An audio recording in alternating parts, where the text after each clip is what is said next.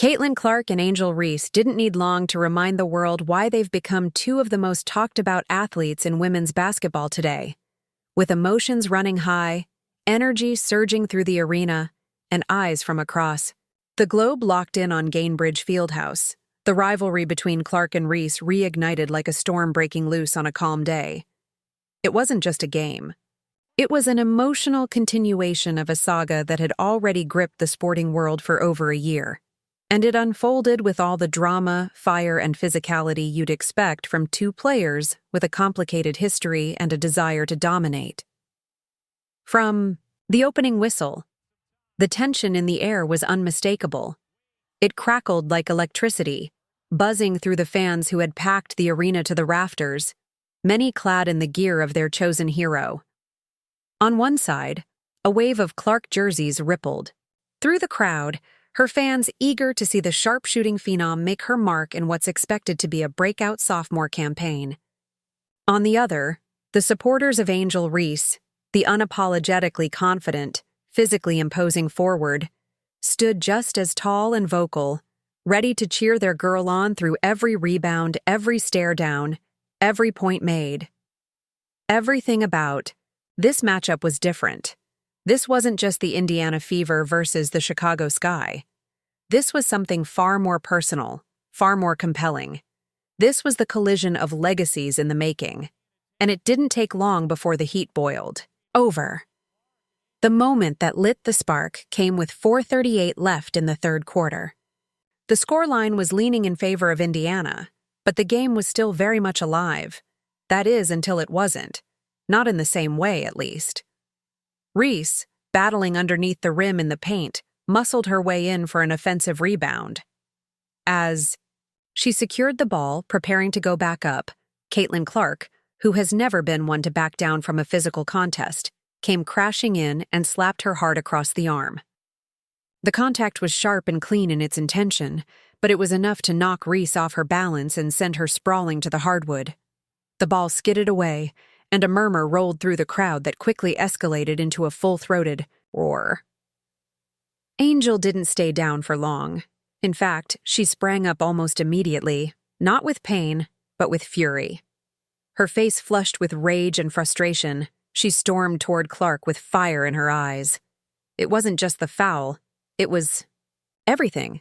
The history, the headlines, the constant comparisons, the weight of being pitted against someone who represents a different story, a different path, and for some, a different kind of privilege. But before she could close the gap completely, Aaliyah Boston, Clark's teammate and a formidable presence, in her own right, stepped between the two like a wall of resolve. The confrontation didn't escalate beyond that, but the message had already been delivered. This wasn't just about a foul. It was about territory, identity, respect. As officials huddled for a replay review, fans on both sides of the divide erupted online. Twitter threads lit up. Instagram stories flared. Sports shows paused to analyze every angle, every gesture, every breath. And when the referees returned with their decision, a flagrant foul on Clark and double technicals on both Reese and Boston, it only fueled the fire.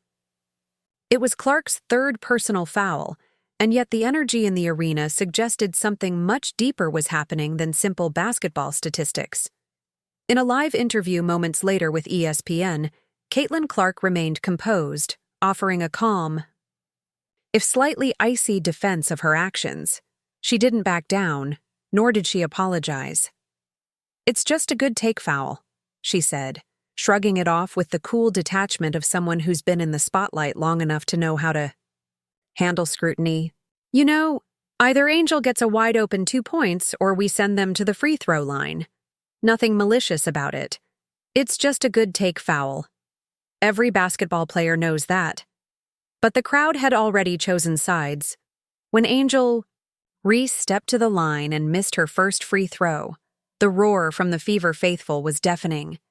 Every miss felt like a small victory in a war being waged on multiple fronts, on the court, on social media, and in the hearts of fans, who had come to see this epic saga unfold. She made the second, but the damage was psychological as much as it was physical. Indiana capitalized immediately with a strong possession, capped off by a clean layup that pushed the momentum firmly back in their corner. By this point, the fever pitch, no pun intended, had reached its zenith. Caitlin Clark, as if fueled by the energy of the crowd and the confrontation itself, played with a fire that reminded everyone why she's already a household name.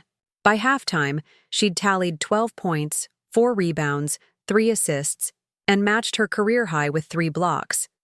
A defensive stat line that spoke volumes about her willingness to engage physically and push the limits of her game. Angel Reese, to her credit, had a productive first half as well. 7 points, 9 rebounds, and the unmistakable presence of someone who simply cannot be ignored. Her footwork in the paint, her ability to box out, her sheer physicality, it was all there. But in a game where emotions ran as high as the stakes, it wasn't enough. When the dust settled, it was Caitlin Clark and the Indiana Fever who walked away with the win. And not just any win. They didn't just beat the Sky, they dismantled them. With a final score of 93-58, the Fever secured the largest opening day victory in franchise history, sending a loud message to the rest of the league. This team isn't here to be a storyline. They're here to make a statement. The defining sequence came after the brief Reese free throw stint and the subsequent layup by Courtney Vandersloot. With just under 5 minutes left in the third, Indiana dug deep and found another gear, closing the quarter on a 9-0 run. Every possession was tight, calculated, and driven by an almost ruthless efficiency. By the time the buzzer sounded to end the third, the Fever had stretched their lead to 65-45, and the Sky never really recovered. The fourth quarter became less of a contest and more of a coronation. Clark, Boston, and the Fever bench continued to play with intensity, not allowing any space for Chicago to mount even a whisper of a comeback. Meanwhile, Reese played with visible frustration, her earlier outburst perhaps leaving a lingering sense of injustice that she couldn't quite shake. And yet, this game, as decisive as the scoreboard may have been, wasn't just about the final result. It was about narrative, about rivalry, about 2 athletes who have come to define a new era in women's basketball, one that is unapologetically loud, emotionally raw, and refreshingly competitive. Caitlin Clark and Angel Reese are not just rivals, in the traditional sporting sense. They represent something larger, a cultural clash, a media-fueled battleground where race, style, background, and perception all play a part. Their battles are dissected not just in the X's and O's of game footage, but in the subtext of commentary, the tone of coverage, and the framing of legacy. Clark, often praised for her finesse, vision, and long-range shooting, has become a face of the new WNBA, a player whose popularity transcends the court, whose highlight reels dominate social media, and whose journey from Iowa to Indiana has been followed like a serialized drama. Her ability to command the game, to take over in key moments, and to handle pressure with steely resolve has made her a fan favorite and a marketing dream. Reese, meanwhile, plays with grit, with heart, and with an edge that refuses to be polished. Away. From her unapologetic celebrations to her fearsome rebounding, she represents a style of play and a kind of cultural defiance that some fans embrace and others misinterpret. Her rise from LSU to the WNBA has been marked by both adulation and critique, yet she's never shied away from being exactly who she is. That's what made this matchup so compelling. It wasn't just about basketball skills, it was about identity. About how women in sports are perceived, celebrated, or criticized based on how they carry themselves. And in that regard, both Caitlin Clark and Angel Reese are rewriting the rulebook in real time.